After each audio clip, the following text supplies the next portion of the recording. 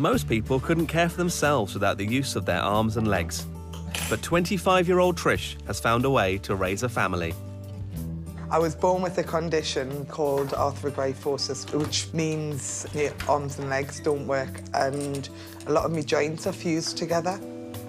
You learn how to cope different ways.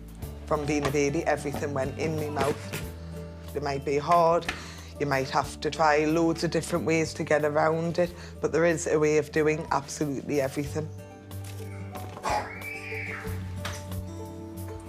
Trish lives in North Shields with 2-year-old PJ, 4-year-old Jessica, and 33-year-old husband Pete. But Trish is not done yet. She is adding to her workload with another baby, due in just 5 weeks. So it's more important than ever that Trish keeps everyone in line. We've always had like the same routine, and we stick to a routine. As soon as you go out of a routine, they're dead naughty. Wash your face for us, please. Trish has to work hard to complete everyday parental duties that most mums take for granted. Ready, open wide so I can get it in. Right, shut your teeth. I find a lot of tasks harder, but it's rewarding. It's more rewarding than it is challenging. Right. And there's no task she won't take on.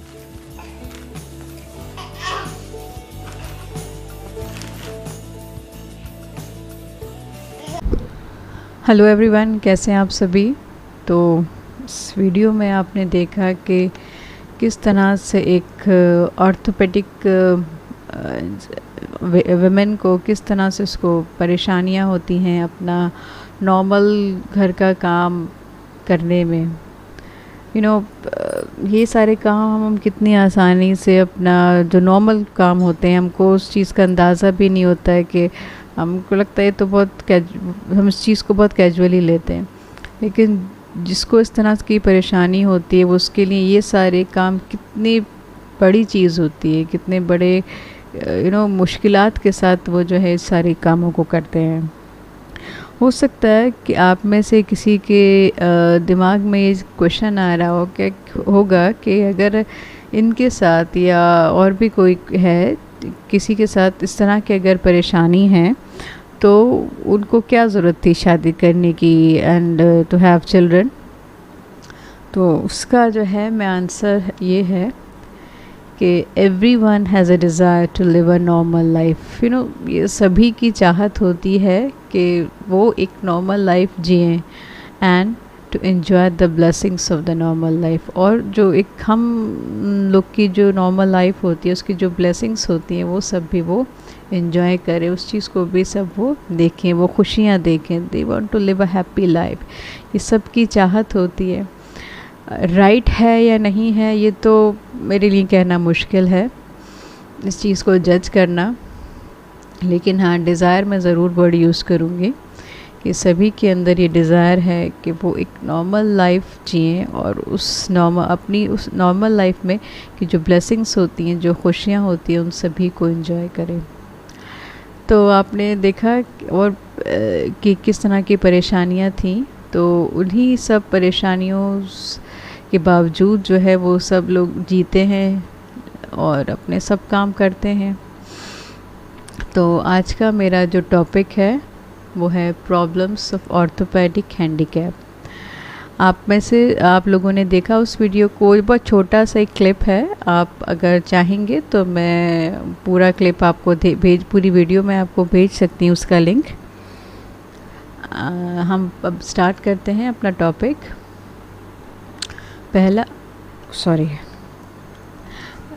पहला है inaccurate coordination of the limbs which may affect mobility, posture and manual dexterity. देखिए, हम कोई भी काम करते हैं, हमारा बैठना, हमारा लेटना, हमारा खड़े होना, हमारा चलना, अपने हाथों से पैरों से कोई भी चीज़ काम करना, तो ये सारे जो हम कैसे काम कर पाते हैं, ये हम कर पाते because of the coordination of the limbs. हमारे दिमाग का और हमारे लिम्स का एक सही कोऑर्डिनेशन होता है जिसकी वजह से ये सारे काम हम कर पाते हैं। लेकिन जब कहीं कुछ डिफेक्ट है, कहीं कुछ प्रॉब्लम है, तो क्या होता है जहीं कुछ कोऑर्डिनेशन में डिफेक्ट है, कुछ परेशानी है, तो ये सारे काम हमारे लिए बहुत मुश्किल हो जाते हैं। कोई पोस्चर्स, बैठना, उठना, चलना फिरना, एक जगह से दूसरी जगह जाना, अपने हाथ को, अपने पैर को मूव कराना, फिंगर्स को मूव कराना, और मैनुअल डेक्सटेरिटी कहते हैं, दैट फाइन मोटर स्किल्स। हम जो अपने हाथों से जैसे कोई भी चीज़ उठाना, अभी आप अपने मोबाइल से टैप कर रहे हैं तो वो टैपिंग भी मैनुअल डेक्सटेरिटी में आएगा। और पेन को उठाना, कॉपी को उठाना पेन की मदद से कॉपी पे कुछ लिखना, इस तरह के और भी जो हम काम करते हैं, ये सब मैनुअल डेक्सटेरिटी में आते हैं।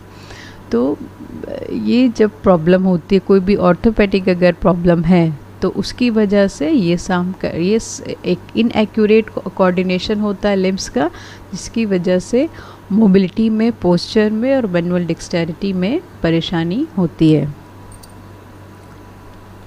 नेक्स्ट पॉइंट है difficulty in perception and concentration where the impairment is neurological in character. देखिए, हम कोई भी काम करने के लिए, कोई भी चीज़, हम कुछ भी अगर हम कर पाते हैं अभी, तो उसके लिए हमारे कुछ मेंटल फंक्शंस होते हैं, माइंड के कुछ फंक्शंस होते हैं, जिसकी वजह से हम वो काम कर पाते हैं। ठीक है, आप भी लोग मोबाइल फ़ोन अभी जो यूज़ कर रहे हैं, या मैं ये सब जो बना पा रही हूँ, ये कैसे हम लोग कर पाते हैं? वो इसलिए because of our mental ability, क्योंकि हमारे अंदर ये मेंटल एबिलिटी है कि हम चीज़ों को परसीव कर सकते हैं, हम समझ सकते हैं, हम कंसंट्रेशन कर सकते हैं। और क्योंकि हमारे अंदर परसेप्शन है, ये दोनों हमारे अंदर मेंटल फंक्शन है, हम चीज़ों को आसानी से समझ सकते हैं, परसीव कर सकते हैं कंसंट्रेशन के साथ। इसीलिए हम सब लोग मोबाइल फ़ोन आजकल चला रहे हैं। आप लोग मोबाइल फ़ोन चला रहे हैं, ठीक है। मैं ये सब स्लाइड्स आपके लिए सब बना रही हूँ, तो ये हम इसी अपनी एबिलिटी से कर पाते हैं। लेकिन जब एक ऑर्थोपेडिक हैंडीकैप जिसमें न्यूरोलॉजिकल उसका इम्पेयरमेंट भी आ जाता है, जैसे मैंने जो आपको टाइप्स का एग्जांपल दिया था, इसमें एक सेरेब्रल पाल्सी भी था, उन केसेस में क्या होता है कि उस बच्चे को या उन लोगों को चीज़ों को परसीव करने में, कंसंट्रेट करने में परेशानी होती है। उनका मेंटल फंक्शंस जो है वो सही से काम नहीं कर पाते। जब वो ये काम नहीं कर पा रहे हैं तो ऑब्वियसली वो कोई भी काम करने में, छोटे बड़े काम, किसी भी चीज़ को समझने में, सीखने में, करने में वो असक्षम रहेंगे। ओके, तो if there is impairment, this is the orthopedic impairment which is neurological in character, then the person will have the difficulty in perceiving the things, in concentrating the things. Third one is difficulty in verbal communication in case of muscular dystrophy, facial burns and paralysis. देखिए, जब facial Burns होता है, यानी कि चेहरे पे किसी तरीके की कुछ प्रॉब्लम है, या पैरालिसिस है, या मस्कुलर डिस्ट्रॉफी है, जिसकी वजह से क्या होता है कि वर्बल, मुंह के जो हमारा, हम ये जो बोल पा रहे हैं, मैं ये जो बोल पा रही हूँ वो इसलिए कर रही हूँ क्योंकि जो मेरे जो नर्व्स जो हैं, मेरी जो फेशियल नर्व्स हैं, ये सब चीज़ें सही काम करती है, ये अपना फंक्शन सही कर रहे हैं, ऊपर से माइंड से कोऑर्डिनेशन हो रहा है और ये अपना सही से काम कर रहे हैं। लेकिन जब इस तरह की कुछ डिफ़िकल्टीज़ होती हैं, जो फेशियल मसल्स जो है वो सही से काम नहीं कर पाती, तो उस वजह से बोलने में तकलीफ़ होती है। ओके, बात करने में तकलीफ़ होती है, बोल नहीं पाते, अपनी बात जो है दूसरे तक कह नहीं पाते। एक ये भी एक डिफ़िकल्टी है। ओके, नेक्स्ट आते हैं academic deficits due to physical deformity. जब एक आदमी, एक नॉर्मल लाइफ है, एक फिज़िकली वो नॉर्मल है, मेंटली वो नॉर्मल है, जैसे, ठीक है, तो उसके बाद बहुत स्कोप होता है कि वो एकेडमिकली बहुत अचीव कर सके, उसके पास बहुत सारी चीज़ होती है, वो वो जो चाहे वो कर सकता है, वो जा सकता है, वो अच्छी अच्छी जगह जा सकता है पढ़ने। ओके, अगर आप के साथ कोई परेशानी नहीं है तो आप अपने शहर में भी अच्छी जगह आप जा सकते हैं, आप दूसरे शहर में भी अच्छी जगह जा सकते हैं। आप जिस भी इंस्टीट्यूशन में आप जो भी कोर्स कर रहे हैं उसमें आपका फुल पार्टिसिपेशन हो सकता है। तो you are having the opportunity of of academic achievements. लेकिन जब इसी तरह की कोई फ़िज़िकल डिफ़ॉर्मिटी है तो उस केस में क्या होगा कि वो जो एकेडमिक अचीवमेंट वाला जो वर्ड है वो उसमें से अचीवमेंट जो है हट जाएगा और उसकी जगह डेफिसिट ले लेगा। आप कहीं पढ़ने में लोगों को भी जो आपके साथ जो किसी के साथ जुड़े हुए लोग हैं वो भी पढ़ाने में इतने इच्छुक नहीं रहेंगे। कौन लेके जाएगा, कौन पहुंचाएगा, कौन लेके जाएगा, कौन वापस लेके आएगा, पहुंचाएगा। इस ये सब चीज़ें हैं, ये होती है। जो भी अगर पहुंच भी गया, अगर जा भी रहा है तो उसका फुल पार्टिसिपेशन नहीं हो सकता। वो कहीं दूसरी जगह जाके वो पढ़ना चाहता है, उसके अंदर है काबिलियत, लेकिन वो नहीं जा सकता है कि कौन उसके साथ ले जाएगा, कौन उसके साथ रहेगा, क्योंकि अपने वो छोटे छोटे काम भी वो नहीं कर सकता है, वो इंडिपेंडेंट नहीं है। तो उसके पास एकेडमिक अचीवमेंट के लिए बहुत लिमिटेड स्कोप है, डिपेंडिंग अपॉन द सिवियरिटी।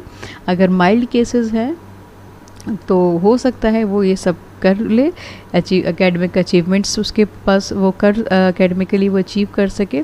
लेकिन अगर सीवियर केसेस है तो ऑब्वियसली एकेडमिक डेफिसिट्स ही होंगे और कुछ नहीं हो सकता।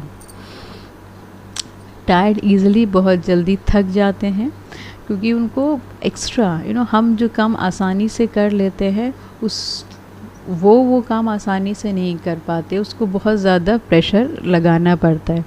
जैसे आपने देखा होगा कि जो वो इस वीडियो में कि वो जो मदर है जिसके साथ वो ऑर्थोपेडिक परेशानी है तो उसका हाथ नहीं है, तो जिसकी वजह से वो अपने बच्चे को जो है अपने मुंह से उठा रही है। ओके, मुंह का काम उठाने का तो नहीं है, हाथों का काम है उठाने का, लेकिन ये काम जो मुंह कर रहा है, अपने मुंह से वो उठा रही है, तो उसका मतलब क्या है कि ये उसके मुंह का फंक्शन नहीं है ये, लेकिन वो उसको करना पड़ रहा है, तो उसको और ज़्यादा प्रेशर के साथ वो करना पड़ रहा है। ओके, तो इसीलिए वो जल्दी थक सकती है। वो उसको क्योंकि कोई भी काम वो नहीं कर सकते हैं, उसका काम नहीं है, लेकिन उनको एक्स्ट्रा प्रेशर के साथ वो काम करना पड़ता है, तो वो थक जाते हैं जल्दी। हम ही लोग हैं, हम ही लोगों को कभी जो है काम ज़्यादा करना पड़े, ज़्यादा प्रेशर के साथ करना पड़ता है। ओके, तो हम लोग भी थक जाते हैं, तो ये भी केस वही है।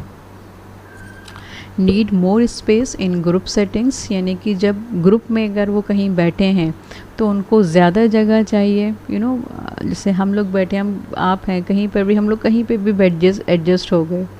आप ही लोग हैं क्लासरूम में, आप लोग 4 लोग बैठते हैं, कभी कभार नहीं हुआ फ्रेंड्स के साथ बैठना है तो 5वां भी एडजस्ट हो गया।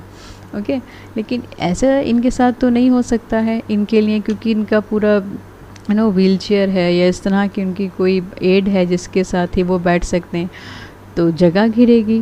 ओके, तो इनको ग्रुप सेटिंग्स में ज़्यादा ज़रूरत पड़ती है, इनको स्पेस ज़्यादा चाहिए होता है अगर ये किसी ग्रुप में बैठे हैं, उसमें शामिल हैं। मे सफ़र क्रॉनिक पेन, यानी कि परसिस्टेंट, क्रॉनिक का मतलब होता है समथिंग विच इज़ परसिस्टेंट, मतलब ऐसा नहीं कि अभी ये वो चीज़ ख़त्म हो जाएगी, दवा एक गोली खाई और ख़त्म हो गई। हम लोग पैर सर में दर्द हो रहा है आपके, एक डिस्प्रिन ले ली और ख़त्म, ठीक है। बॉडी में पेन हो रहा है, एक मेडिसिन ले ली, ख़त्म, ऐसा नहीं है। ओके, ये पेट में दर्द हो रहा है, वो एक गोली ली हमने और वो ख़त्म, ऐसा नहीं है। दिस पेन, ये जो उनके साथ जो भी वो पेन है, this is something which is chronic, which is persistent, वो होता ही है, वो किसी गोली से नहीं ख़त्म होगा, वो तो उनको बेयर करना ही पड़ेगा, depending upon the type of orthopaedic handicap. Okay, next one is low confidence.